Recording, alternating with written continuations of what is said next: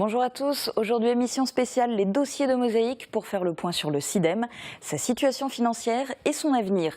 Le syndicat mixte de transport et de traitement des déchets de Moselle-Est, ce sont aujourd'hui 298 communes adhérentes, ce qui représente 381 000 habitants du secteur, englobant toute la Moselle-Est et au-delà, de l'Alsace-Bossu à la communauté de communes du Bouzon-Villois. Mais le SIDEM, c'est aussi un sujet particulièrement récurrent dans les médias depuis plusieurs semaines, avec l'annonce d'un fort déficit et l'appel à la solidarité de la part des intercommunalités adhérentes. Élus et habitants ont demandé des explications. Pour en donner, 4 invités sont aujourd'hui sur ce plateau. Le directeur, le président et 2 vice-présidents. On fait le point juste après la météo. 7,6% des accidents du quotidien ont pour origine l'activité domestique. Assurance accident de la vie, la sécurité par tous les temps. Bonjour tout le monde. Pour demain, l'ensoleillement sera maximum. C'est un ciel uniformément bleu et limpide qui nous accompagnera tout au long de la journée. Et le soleil lui aussi brillera du matin jusqu'au soir. Côté température, la matinée sera un peu plus fraîche avec de 2 à 7 degrés, mais on retrouvera très vite des températures plus agréables l'après-midi avec de 18 à 21 degrés. Demain, jeudi 23 avril, nous fêtons les Georges. Le soleil nous accompagnera de 6h24 à 20h31. Je vous souhaite à tous une excellente journée et vous retrouve dès demain matin.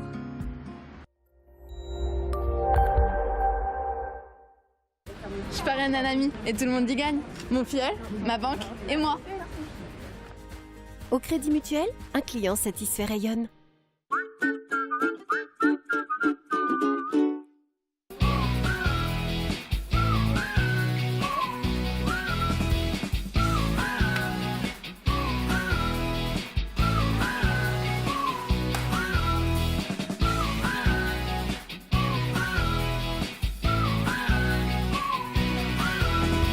Moa, Cheap Coiffure, Esthétique Center, la beauté à prix doux à Sarreguemines. Du 13 mars au 17 avril, la ville de Sarreguemines vous propose la 17e édition du festival Mireray de Plate, festival de langue francique et des langues de France. Au programme de cette édition exceptionnelle, une magnifique exposition sur les métiers exercés par les exilés lorrains aux États-Unis à la fin du 19e siècle. Du théâtre, de l'humour, des conférences, de la chanson, sans oublier le traditionnel bal folk le 11 avril. Tout un programme à découvrir sur www.sarreguemines.fr.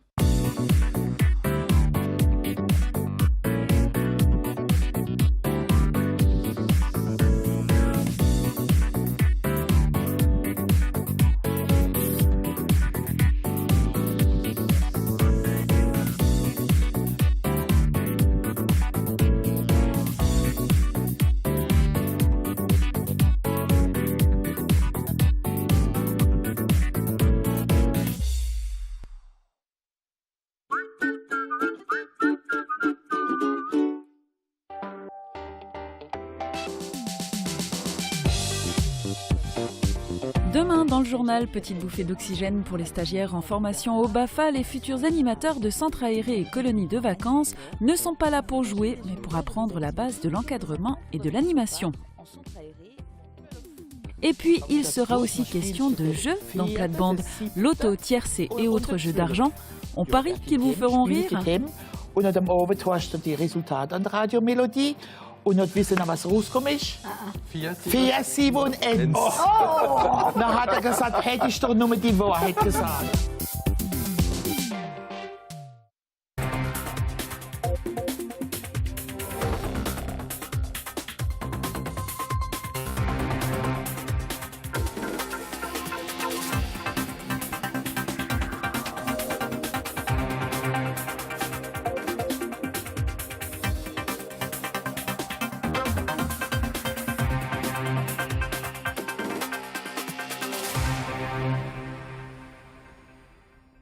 On entre dans le vif des dossiers de Mosaïque pour faire le point sur le SIDEM. 4 invités sur ce plateau.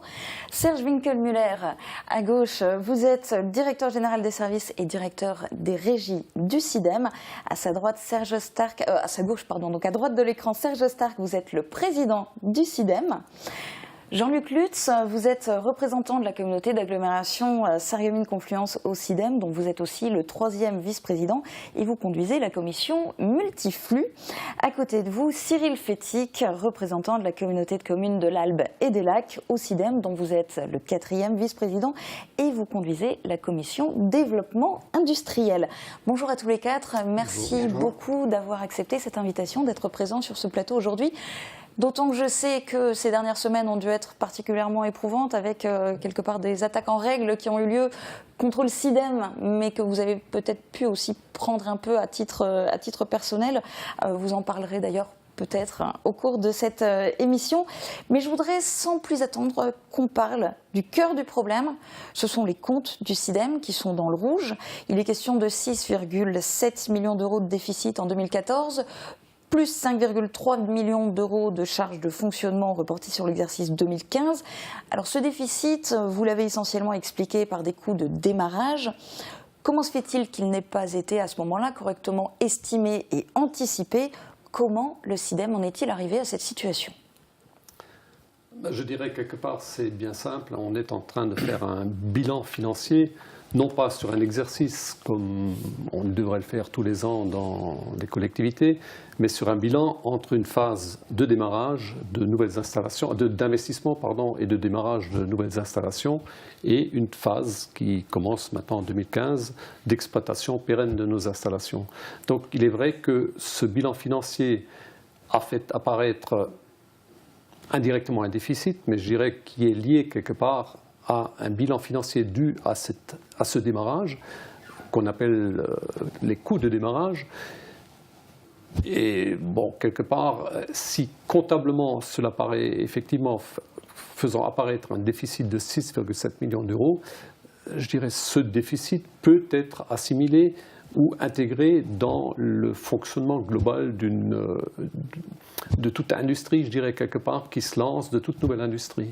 Mais pour anticiper tout ça, alors là je me tourne peut-être plus vers le directeur, mais pour anticiper tout cela, est-ce qu'on n'aurait pas dû, ou peut-être pu, je ne sais pas, estimer mieux ces coûts de démarrage? Alors, je pense qu'il est difficile, là on est, comme l'a dit le Président, dans une situation de bilan, sur une mise en place quand même de 6 ans. Un certain nombre d'effets ont pu être au fur et à mesure mesurés, estimés et intégrés d'ailleurs, comme le coût de la prédotation des sacs a été intégré dans les comptes du SIDEM au fur et à mesure. Donc,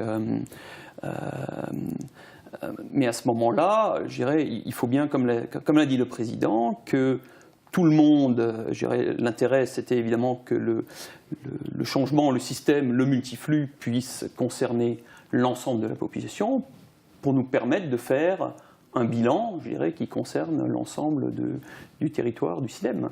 Nous mesurions effectivement un certain nombre d'effets, sans rentrer peut-être à ce stade-là dans le détail, sur des manques à gagner, des surcoûts par rapport à des filières, on y reviendra peut-être tout à l'heure, sur lesquelles le SIDEM avec ses installations est un peu en avance sur la réglementation. Donc, et puis des charges, je dirais, qui ont été comme les sacs dans les foyers, on pourra y revenir très certainement, qui ont été portés par le SIDEM, n'ont pas été, je dirais, répercutés encore, mais il fallait aussi attendre pour un problème, je pense qu'on pourra y revenir aussi, un problème d'équité entre toutes les collectivités adhérentes, on comprend bien, entre les premiers qui sont entrés maintenant en 2009, les dernières qui entrent actuellement dans les semaines et mois qui viennent, les toutes dernières. Il n'était pas possible de créer une différence, de faire payer les uns plus que les autres. C'est un problème d'équité et je dirais c'est le ciment, je pense, enfin, les élus en parleront bien mieux que moi, c'est évidemment le ciment du SIDEM, c'est cette question d'équité. Et je pense que personne n'aurait accepté de porter plus que d'autres ce coût de démarrage. Et donc il fallait évidemment que pour qu'il soit uniformément, je dirais, porté et réparti, attendre évidemment que l'ensemble du territoire soit passé dans ce système-là. Alors cependant, il fallait... oui. Je voulais juste compléter l'information de M. Winkelmüller, dans la mesure où effectivement ces dotations de sacs qui n'avaient pas été répercutées sur les intercos a été en partie répercuté il y a environ 2 ans lorsqu'on avait augmenté la contribution par habitant au niveau du fonctionnement du SIDEM de 3 € à 4,50 €. Donc il y avait 1,50 € sur environ 300 000, donc 500 000 € qui était loin de représenter, bien sûr, l'argent que le SIDEM avait avancé. Alors on va juste préciser aussi pour les téléspectateurs, on parle à chaque fois en euros par an et par habitant qui sont versés par les intercommunalités qui sont membres du SIDEM. Alors, du coup, il y avait un déficit, enfin il y a un déficit, bien évidemment, il vous fallait le combler. La solution que vous avez adoptée, c'est que chaque intercommunalité verse cette année au SIDEM une contribution exceptionnelle d'1,39 € par an et par habitant pour une durée de 12 ans. Donc en réalité, que chaque intercommunalité verse cette année un montant de 16,68 € par habitant. Ça a été intégré dans le budget 2015 du SIDEM qui a été voté il y a une semaine jour pour jour. On va en parler plus en détail, mais je vous propose de voir d'abord des extraits, des prises de parole qui ont eu lieu avant le vote du compte administratif et du budget. Chers collègues, nous sommes face à un déficit de 6,3 millions d'euros, mais la situation n'est pas insurmontable. Nous pouvons, que dis-je, nous devons résoudre ce problème, ensemble et unis. On aurait quand même pu anticiper et de prévenir les gens qui sont ici. Attention, il n'y a pas, tout n'est pas gagné dans l'affaire. On était l'année dernière l'Union des maires d'arrondissement de Forbach. Bon, on n'appelait pas ça un coup de démarrage, c'était l'effet ciseau qu'on appelait ça. Mais donc, ce ne sont pas des chiffres qui sortent comme ça du chapeau. Ça fait des années qu'on en parle, ça a été exposé déjà l'année dernière. Seulement, tant qu'on ne dit pas, il faut payer, oh ben oui, coup de démarrage. Il faut quand même rester cohérent, parce que les gens qui lisent un journal, ils nous prennent pour qui? Ils vont dire, c'est pas possible. Vous dites que c'est pas nous qui devons payer, on ne va pas augmenter. Il faut bien qu'on augmente quelque part cet argent. On ne peut pas le mettre comme ça. Pour le traitement des déchets, tout le monde ne paye pas la même chose, puisque vous savez très bien qu'en fonction de la qualité du tri, vous avez plus ou moins de reversement, vous payez plus ou moins. Entre l'Interco qui paye le moins, l'Alsace-Bossut, pour ne pas la nommer, qui paye 38,42 € par habitant par an, et celle qui paye le plus, je ne dirais pas qui c'est, qui paye 52,22 € par an, vous avez une différence de 13,80 € hors taxe par habitant par an. 13,80 € par an, par habitant. Vous mettez en face le 1,39 € de coût de démarrage, donc je pense que s'il y a des économies à faire, c'est pas en augmentant la partie à demander aux gens, c'est plutôt de l'inciter à faire du bon tri, plutôt que de les inciter à la grève du tri ou à des choses comme ça. J'insiste pas, ce que je voulais dire, c'est vrai que c'est les intercommunalités qui sont obligées de régler le problème, mais de dire que ça n'aura aucune répercussion financière sur les usagers, c'est totalement faux. Quelque part, et je suis totalement d'accord avec M. Lang, il ne faut surtout pas dire que nos concitoyens ne seront pas impactés. Ils le seront. On n'a pas augmenté d'un seul centime la participation des concitoyens. Et si on a pu le faire, c'est parce que le SIDEM existe et qu'il a réussi à faire diminuer le traitement des déchets. Vous avez donné les chiffres tout à l'heure, on est passé de 30 et des poussières à presque 80%. C'est ça le SIDEM. Voilà. Donc dire que ça coûte de plus en plus cher, je ne sais pas. Il y a un an, Monsieur le Président, vous avez accepté avec courage, peut-être inconscience, avec courage de succéder à la présidence du SIDEM. Avec d'autres, et je représente Jean-Claude Ols, ce soir, le maire de Stirlingdale, Hubert Bur, et d'autres, nous vous avions soutenu, mais en exigeant un audit financier. Vous auriez été bien inspiré de le faire tout de suite. Ce qui nous a été refusé, avec en prime d'ailleurs la réprobation de certaines bonnes âmes, toutes subjuguées par les paroles et les promesses lénifiantes qu'on nous fait avaler depuis des années. Il faut quand même dire que le SIDEM a décidé de faire le multiflux avec les 3 sacs. Ça a été décidé ici il y a déjà 7-8 ans. Donc tout ce qui a été élu à l'époque doit assumer. Donc nous tous qui sommes là, je pense que quelque part, quand le multiflux a été mis en place, il ne s'est pas mis en place comme ça de but en blanc. Moi, ce que je voudrais vraiment, très sincèrement, c'est vous dire que la Comcom du Pays de Sarreloup sera solidaire, mais en contrepartie, vous comprendrez bien que nous ne pourrons plus être en face d'une telle situation. On est bien d'accord. Ce qui veut dire aussi que J'appelle tous les collègues à être solidaires envers l'équipe de direction, mais que vous aussi, de votre côté, il va falloir que vous assumiez intégralement tout ce qui a été dit, et notamment qu'en faisant cela, on pérennise l'outil, et si jamais ce n'était pas le cas, il faudra que vous en tiriez vous-même des conséquences. Voilà ce que je voudrais dire, moi, de mon côté. Qui est-ce qui est contre ce budget? 2 contraires, des abstentions?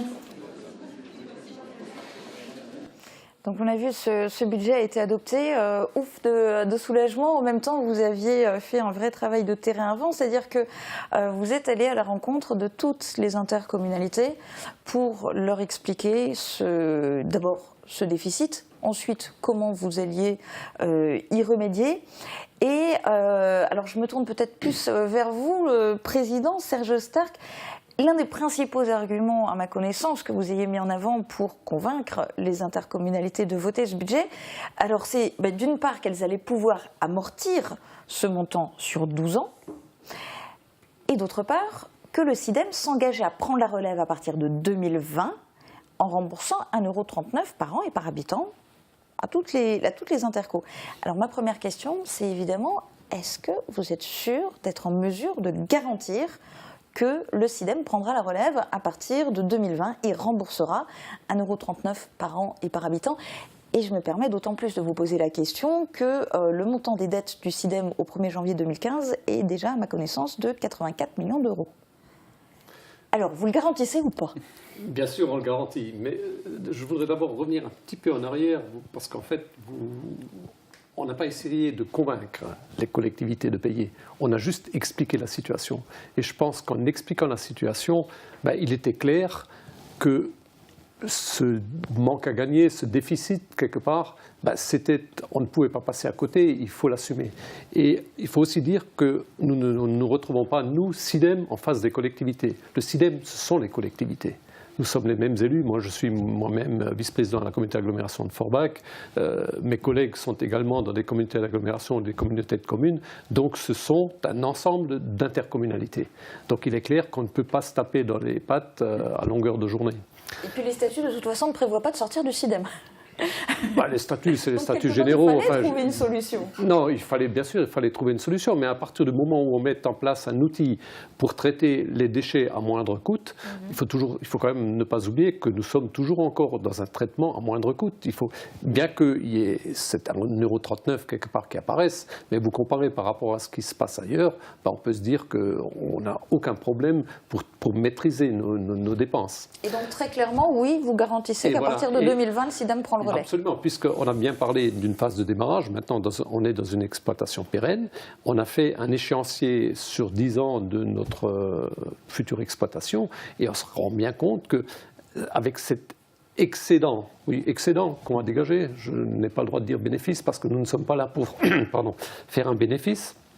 Mais cet excédent nous permettra de dégager assez de ressources pour prendre en compte ces 1,39 €, absolument. Alors ma seconde question sur ce thème, c'est légalement, comment une intercommunalité peut amortir sur 12 ans une somme qui lui est remboursée au bout de 5 ans? En fait, l'intercommunalité... l'intercommunalité... Les intercommunalités doivent payer cette année la totalité du montant, l'équivalent d'1,39 € par an et par habitant pour 12 années. Les 12 ans ont été définis en fonction de la garantie de rachat du prix d'électricité et de gaz que nous avons. Mais au bout de 5 ans, vous prenez le relais au niveau du SIDEM. Oui, mais les intercommunalités continuent à payer. En fait, nous, on va rembourser aux intercommunalités l'équivalent de ce montant, mais c'est quand même les intercos qui le garderont dans leur budget et qui vont continuer à l'étaler sur les 12 ans. Donc elles peuvent quand même l'amortir mais ça sera compensé, sur 12 ans. Voilà. Alors, localement, Jean-Luc Lutz, au niveau de la communauté d'agglomération, Sarreguemines-Confluence, comment cette demande de contribution exceptionnelle a-t-elle été vécue, reçue, et comment va-t-elle être financée? Au départ, la casque, c'était le district. Et le district a été mis en place à l'époque, c'était au début des années 70, pour les ordures ménagères déjà. Et on a toujours, le district qui s'est transformé après en communauté d'agglomération, a toujours eu un souci de ces ordures ménagères. D'ailleurs, c'était la première compétence et la compétence principale de cette collectivité, de cette interco. Et justement, le vice-président des ordures ménagères, M. Niederländer, il a dit comme quoi on n'a pas eu besoin d'augmenter. Pourquoi on n'a pas eu besoin d'augmenter? Ça fait maintenant, depuis, je crois, l'année 99 ou 2000, que la taxe n'a pas été augmentée. Parce que cette taxe était calculée sur le volume des déchets qu'on avait à l'époque sur la casque, sur les 51 000 habitants. Mais comme il y a eu par la suite, avec la mise en place du multiflux, etc., eh ben, la communauté d'agglomération de Sarreguemines devait payer moins. Et nous, pour la communauté d'agglomération de Sarreguemines, bon, c'est sûr, devoir donner 900 000 €, même s'ils sont remboursables, ça ne fait pas plaisir. Hein, si on peut l'éviter, il faut pouvoir le faire. Mais bon, vu que c'est effectivement des investissements qui ont été faits par avance par le SIDEM et qui n'ont pas été financés, donc la communauté d'agglomération, je ne veux pas dire qu'elle avait provisionné ça, mais avec le niveau de la taxe que nous avions, nous pouvions sans grande difficulté amortir cette somme. Donc tout en sachant, ça, vous allez la baisser la taxe, puisque tout vous avez en pas sachant, besoin d'autant. non, tout en sachant peut-être, c'est ce que j'avais déjà évoqué à un moment donné, mais ce qu'il faut dire, c'est que tout en sachant que le système du SIDEM doit fonctionner. Et la communauté d'agglomération, lorsque le président est venu nous voir également au niveau de la casse, il est venu voir le président M. Roth, hein, effectivement on a quand même discuté de ça, et il est impératif quand même que le fonctionnement du SIDEM puisse pas s'autofinancer, mais que ça ne se reproduise plus, hein, et qu'on puisse, c'est certain. Maintenant, avant on a parlé de ça aussi, pourquoi on en est arrivé là? Parce que lorsqu'on a mis le tri en place au début, il triait 2 intercos. Et l'ensemble des investissements était fait pour que tout le monde trie. Si vous avez, on va parler en sac orange, si vous avez normalement un chiffre, il faut 10 000 sacs orange par jour, hein, et ben si on en a que 5 000, et ben les autres, les déchets existent, les autres 5 000 qu'on n'a pas, et ben ça, il fallait l'enfouir. Et pour l'enfouir, ça coûte plus cher que si on le recycle. Et donc, je ne veux pas dire que pour la casque, bon voilà, on a mis quelques conditions en place. Hein, et, ça ne fait jamais plaisir, mais ce n'est pas gravissime, voilà. On s'en sortira. Voilà, quoi. On s'en sortira. Du côté de la communauté de communes de l'Albe et des Lacs, Cyril Fétic, ça s'est passé comment et ça va se financer comment? Donc, au niveau de la CCAL, donc, il est clair que la nouvelle de cette participation supplémentaire au niveau du SIDEM n'a pas fait plaisir. Même si depuis plusieurs années, nous avions eu des légères hausses de par les contributions, nous avions également un budget qui est équilibré de par la taxe qui est actuellement à 14,50% et qui n'est pas augmentée depuis pratiquement 3 ans. Mais nous étions juste à l'équilibre. Nous n'avions pas besoin d'aide du budget général pour financer le service ordures ménagères. Lorsque cette information a été connue, donc il y a environ 3-4 semaines, nous avions la chance de ne pas avoir voté le budget de la CCAL, qui n'a été voté que lundi dernier. Et de ce fait, nous pouvions encore ajuster le tir. Ajuster le tir et en section de fonctionnement, où nous avons provisionné 250 000 €, qui n'étaient plus bien sûr disponibles pour virer sur la section d'investissement. Et nous avons également revu à la baisse un certain nombre de programmes d'investissement de façon à également dégager une marge au niveau de l'investissement. Ce qui fait qu'effectivement, il n'y aura pas, en ce qui concerne la CCAL, de répercussions sur le coût que devront supporter les habitants.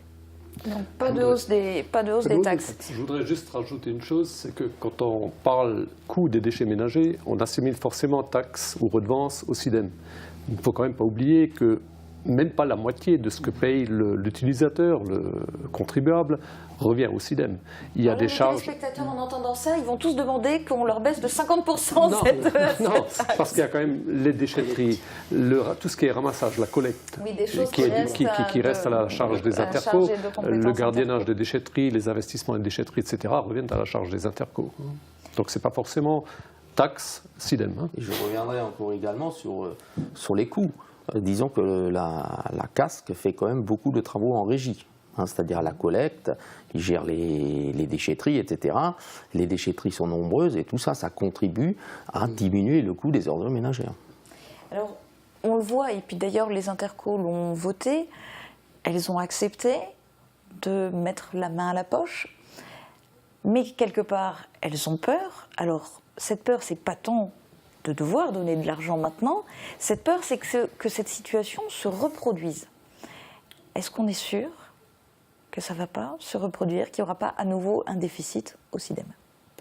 Déjà, ce qu'on va mettre en place, d'ailleurs ça a été demandé, mais je dirais ça paraît normal, on va mettre en place une expertise, un œil externe pour valider ce qu'on est en train de mettre en place, que ce soit financier ou technique. Que tout le monde attend, en tout cas que certains demandent de pied ferme. Je n'aime pas ça appeler audit, je dirais c'est une expertise externe qui confirmera nos dires, quoi, pour être sûr que financièrement et techniquement, ce que nous faisons tient la route.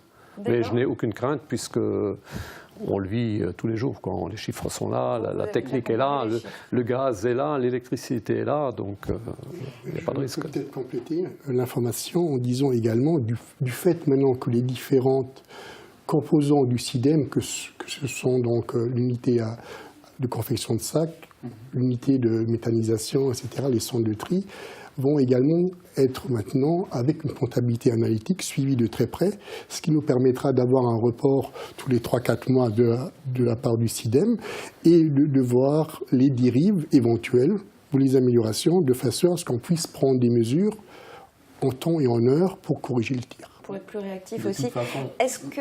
ce qui est avec les déchets, il y a une réglementation qui existe concernant les déchets.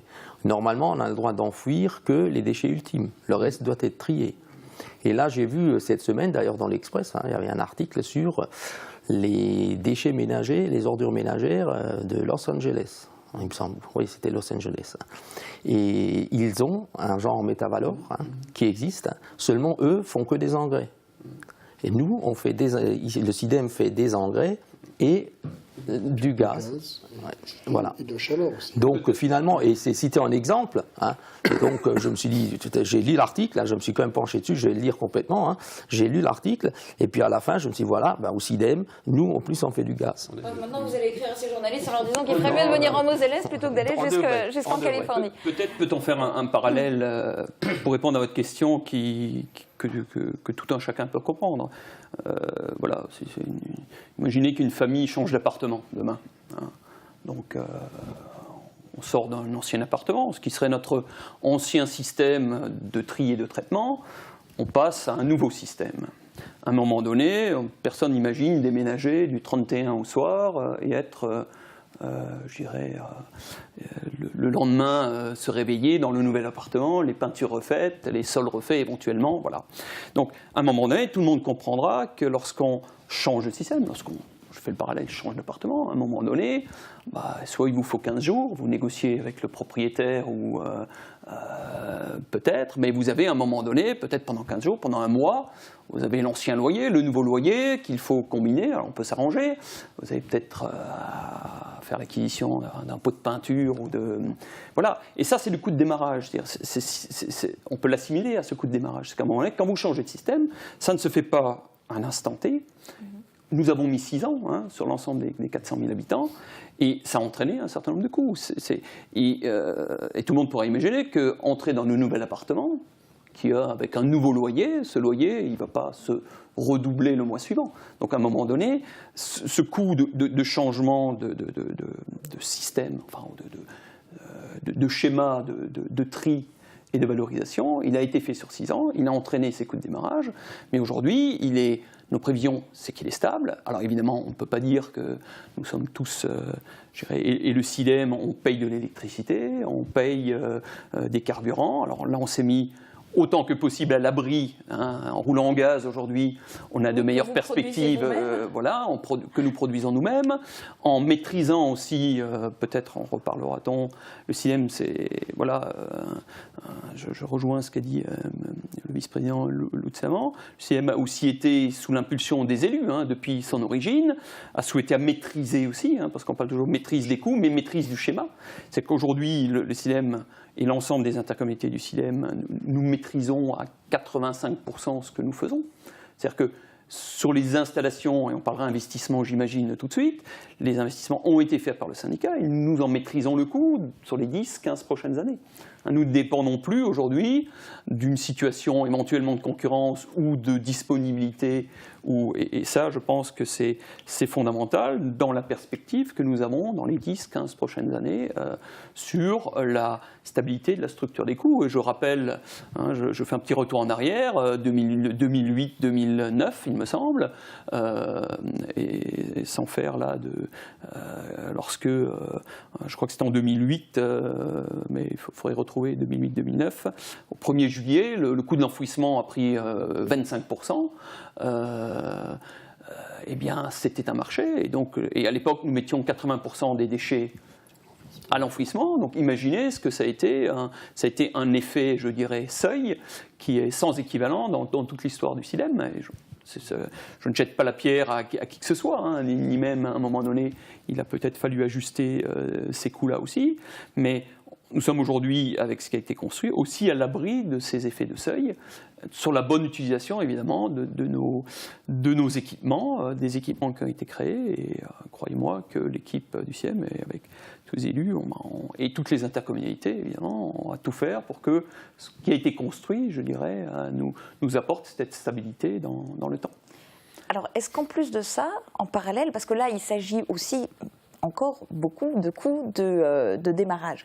Mais est-ce qu'en parallèle, alors vous allez me répondre parce que je n'en ai aucune idée, le SIDEM peut-il, et donc va-t-il, baisser ses coûts de fonctionnement? Je ne sais pas, je donne un début de réponse. Nous faisons tout pour déjà les stabiliser. Et je pense que ce qui a été dit tout à l'heure, si je fais parallèle avec le coût de l'enfouissement qui a pris donc, avec des augmentations successives de la TGAP, rappelons aussi que la TVA ces 3 dernières années a augmenté de 5% quasiment. Donc on a dans les prix, il y a un certain nombre, je dirais, de facteurs que évidemment le SIDEM ne maîtrise pas pleinement.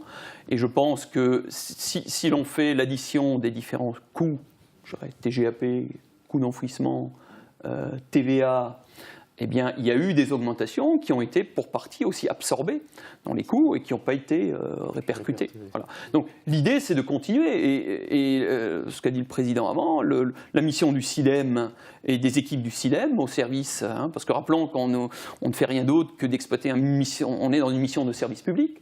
L'enjeu et notre priorité, c'est de faire en sorte de travailler au meilleur coût et pas augmenter aujourd'hui les coûts pour se faire plaisir, je dirais, de travailler au meilleur coût et d'être, le président l'a rappelé, on ne fait pas de bénéfices, c'est d'être toujours sur le fil du rasoir, essayer de maîtriser ses coûts et de faire en sorte que nous soyons, je dirais, à 0 plus, ça c'est l'objectif des prochaines années. Je vais peut-être compléter, dans la mesure où maintenant les gros investissements ont été portés, les différentes unités de traitement sont opérationnelles et il nous appartient bien sûr d'optimiser ces outils industriels. Donc là aussi, ça fait partie d'un plan d'action que je suis en tant que vice-président.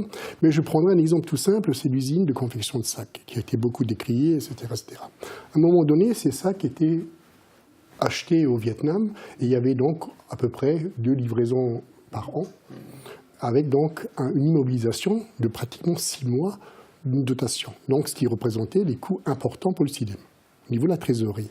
Du fait d'avoir conçu cette usine, ces 6 mois de stock, finalement, maintenant, vont se résorber sur 1 mois, puisqu'en moyenne, on a la capacité de produire les sacs concernés. Et donc, on a déjà un effet de trésorerie très important de réduction au niveau du SIDEM.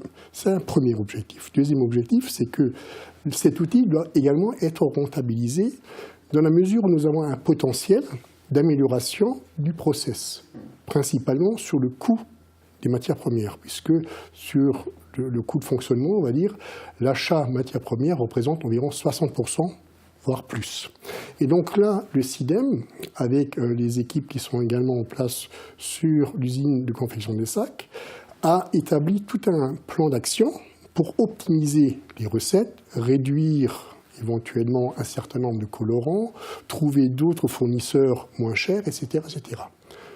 Et nous avons également du fait d'une capacité libre de confection de sacs, la possibilité de proposer des confections à tiers qui sont bien sûr à ce moment-là payantes.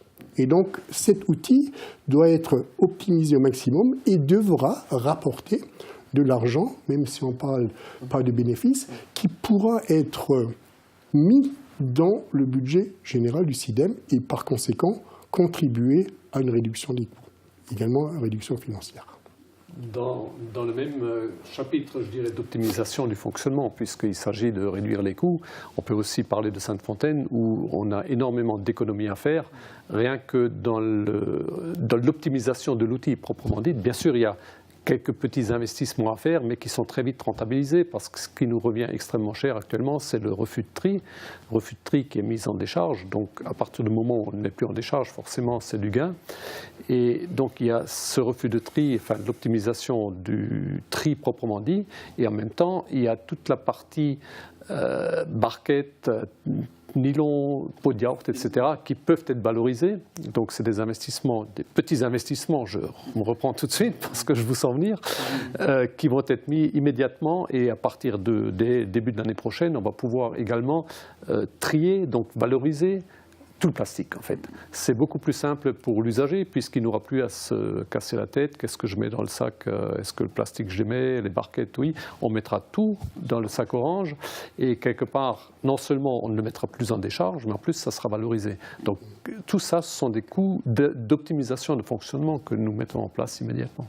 Parce que le système du SIDEM, hein, bon, je reviens sur les sacs, hein, le système du SIDEM c'est le tri. Et le tri c'est les 3 sacs. Vert, bleu, orange. Il faut que, en parlant de l'usine, hein, parce que j'entends beaucoup parler de cette usine, est-ce que c'était nécessaire? Hein? Bon, c'est déjà nécessaire parce que ça fait quand même 14 emplois. C'est déjà pas rien. Hein? C'est 14 personnes qui travaillent. Et d'un autre côté, nous maîtrisons les sacs. Nous ne dépendons de personne d'autre. Et les chiffres, à l'époque, un rouleau, ce que les gens doivent savoir également, hein, un rouleau coûte en moyenne 2,10 €. 2,10 € le rouleau. Quand vous prenez un rouleau, c'est 2,10 €. 10 rouleaux, 20 €. Hein, c'est pas que ça coûte rien. Le sac, donc ils peuvent calculer. Et il y a 26 sacs par rouleau. Et ce qui est, c'est qu'avant, ces rouleaux coûtaient 2,90 €. Donc il y a une différence de 80 centimes. Les sacs coûtent 80 centimes le rouleau de moins. Alors, et il y a 1,8 million rouleaux pour le SIDEM. Donc c'est juste pour démontrer la nécessité d'être indépendant avec notre principe de tri et le principe de fonctionnement du SIDEM qui est le tri. Plus le tri est bien fait, moins la valorisation coûte de l'argent et l'enlèvement des ordures ménagères coûte de l'argent, mieux le tri est fait. Alors ça c'est le principe depuis le départ. Mais au niveau du SIDEM, ça a évolué. Il y a au fur et à mesure de plus en plus d'intercommunalités qui se sont ajoutées. Il y a eu aussi de plus en plus de déchets qui ont pu être traités puis valorisés. Tout ça est expliqué dans un reportage de Guillaume Dumonteil. Quand on évoque l'histoire du SIDEM, une personne est incontournable, Charles Sternweiss. L'ancien maire de Forbach a occupé la présidence du syndicat des déchets ménagers de Moselle-Est depuis sa création en 1998 jusqu'en 2014. À l'origine du SIDEM, il y a son opposition à un projet de création d'une usine d'incinération et ses volontés de bâtir une usine de méthanisation et de trier les déchets à la source tout en faisant en sorte de les valoriser. En 1998, des intercommunalités ont immédiatement adhéré au SIDEM. Les communautés d'agglomération de Forbach-Porte-de-France et de Sarreguemines-Confluence, ainsi que les communautés de communes du Pays Naborien, de Frémin-Merlebach, du Pays de Bitche, du Centre Mosellan, de l'Albe et des Lacs, du Warnt et enfin celles du district urbain de Folquemont.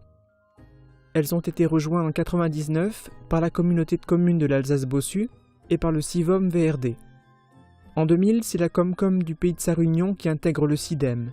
La carte territoriale du syndicat devient celle que nous connaissons aujourd'hui en 2006, suite aux intégrations des communautés de communes du Bouzon-Villois, de la Houve et du Pays Boulageois. Pour beaucoup d'entre nous, l'image du SIDEM est liée à celle du tri multiflux. Ce tri sélectif a été initié en 2006 à Roulin. Il a ensuite été adopté par de nombreuses autres communes situées sur le territoire du SIDEM. En 2009, les habitants de la Casque et du syndicat des communes du Pays de Bitche l'ont adopté. En 2010, ils ont été rejoints par leurs homologues des communautés de communes de l'Alsace-Bossu, du Pays de Sarre-Union et de l'Albe et des Lacs. En 2011, c'était au tour de la communauté d'agglomération de Forbach-Porte-de-France et des Comcom de la Houve, du Pays boulageois et de celle du Warmt. En 2012, les communautés de communes du Boson-Villois, du district urbain de Folquemont et celle de Frémin-Merlebach les ont imités. En 2013, la communauté de communes du centre mosellan a fait de même. Il manque une interco qui est en train d'intégrer progressivement le tri multiflux, la communauté de communes du Pays nabourien. Certaines communes de ce territoire y sont déjà, les autres les rejoindront dans les prochains mois. Toutes les personnes vivant sur le territoire du SIDEM seront bientôt concernées par le tri multiflux. Alors 14 intercommunalités, 298 communes, 381 000 habitants. Très rapidement, oui ou non, Serge Stark, le SIDEM a-t-il vocation à s'agrandir encore géographiquement ? Géographiquement, je dirais en tant que tel, je pense qu'actuellement on a quand même un outil qui est vraiment optimisé pour l'ensemble de nos habitants. Bien sûr, on a encore quelques capacités dans l'usine de Sac. De ci, de là, on pourrait encore pousser un petit peu, mais je dirais que géographiquement, non. Ce qu'on nous demande, c'est la taille idéale. Et c'est d'ailleurs comme ça qu'on optimise le fonctionnement d'une telle installation.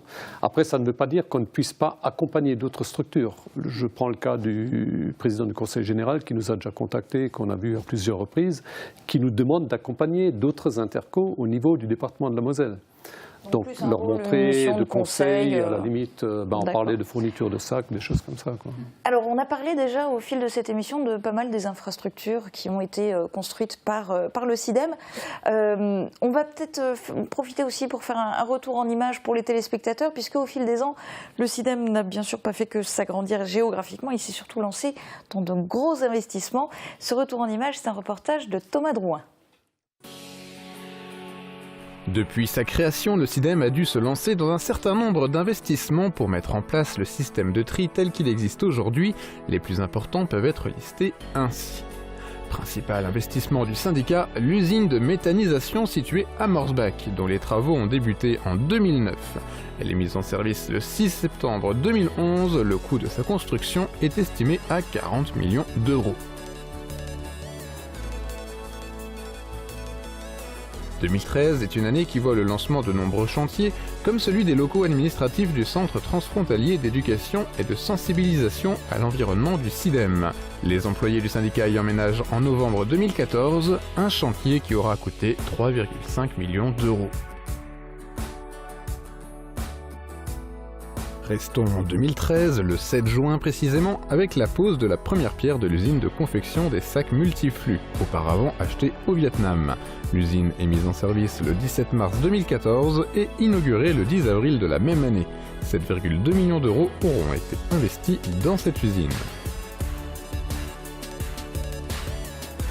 D'autres équipements, tels que les centres de transfert, les centres de tri multiflux ou les plateformes de réception des déchets verts, font aussi partie des investissements à ne pas négliger. Citons ici pour l'exemple le centre de tri des recyclables de Sainte-Fontaine à Frémin-Merlebach, inauguré le 17 septembre 2004.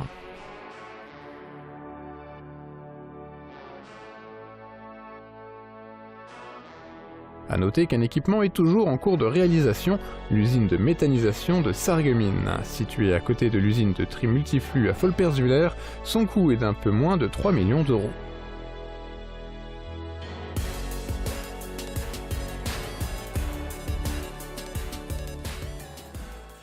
Vu la situation financière, vu ce déficit que vous avez été obligé de combler de manière un petit peu imprévue, puisque vous ne l'aviez pas suffisamment vu venir, y a-t-il du coup des investissements qui ont été reportés ?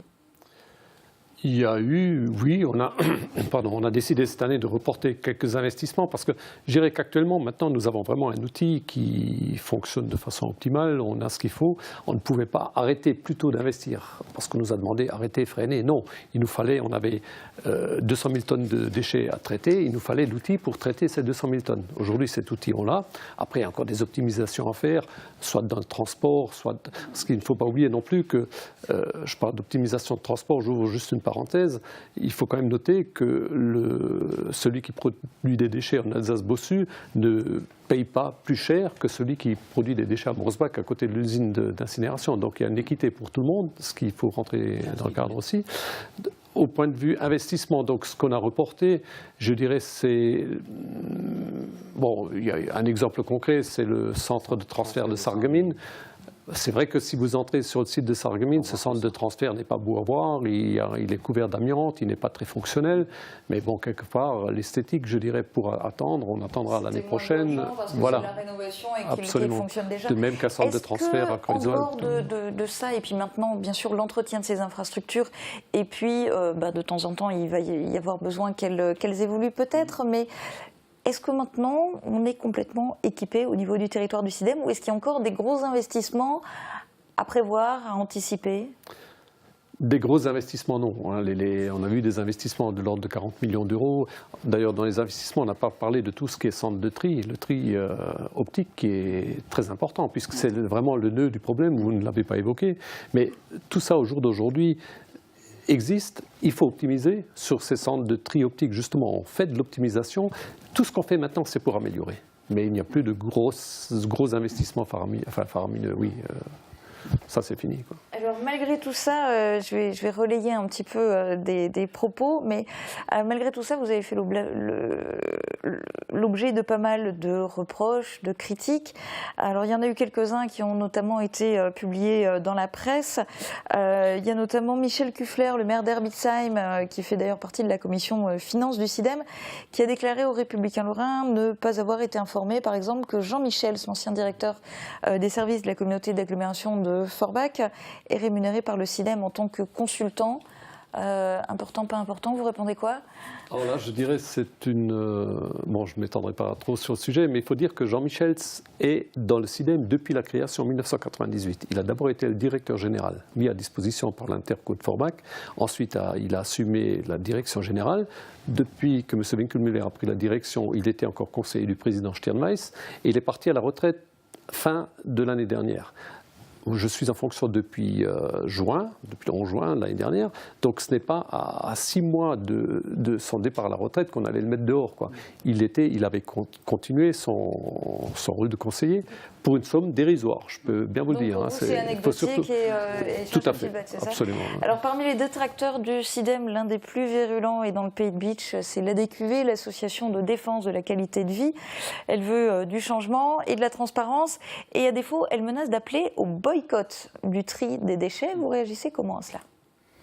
Je pense que c'est vraiment la dernière chose à faire, dans la mesure où tout l'outil repose sur la valorisation de nos déchets. Je prends le cas, par exemple, de la CCAL, où la commune qui trie le moins en papier, en apport volontaire et en verre fait à peu près 48 kilos par habitant et par an, pardon. Alors que la commune classée en tête fait le double. Là aussi, c'est les mêmes habitants. C'est une volonté qui doit être donnée pour chaque habitant parce que l'effet de tri permettra de réduire les coûts futurs de nos ordures ménagères. Alors on a beau dire, on trie, on paie toujours plus cher, peut-être, mais à un moment donné, il y aura un équilibre. Et même la tendance va s'inverser. Si on ne triait pas, qu'est-ce qu'on fait? On met dans le trou.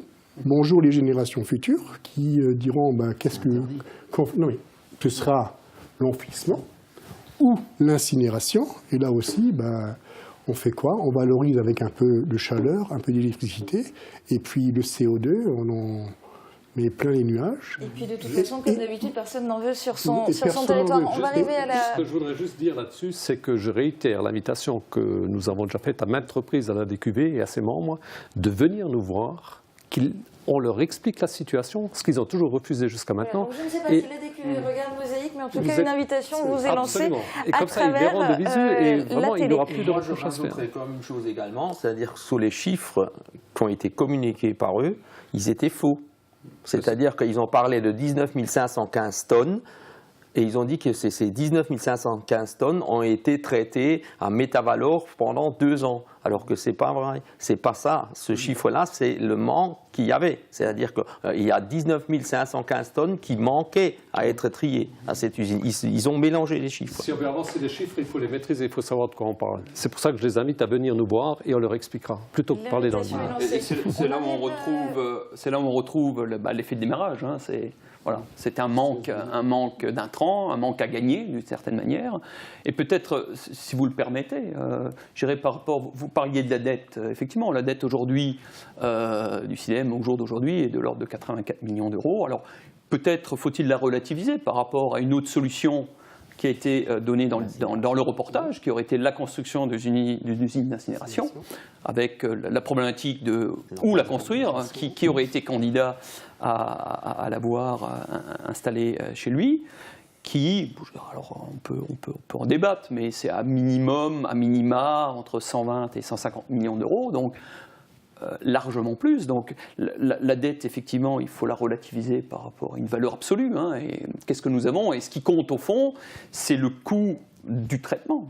Et rappelons là que les coûts du traitement, je dirais que le CIDEM propose à ces intercommunalités, il inclut évidemment ce remboursement de la dette.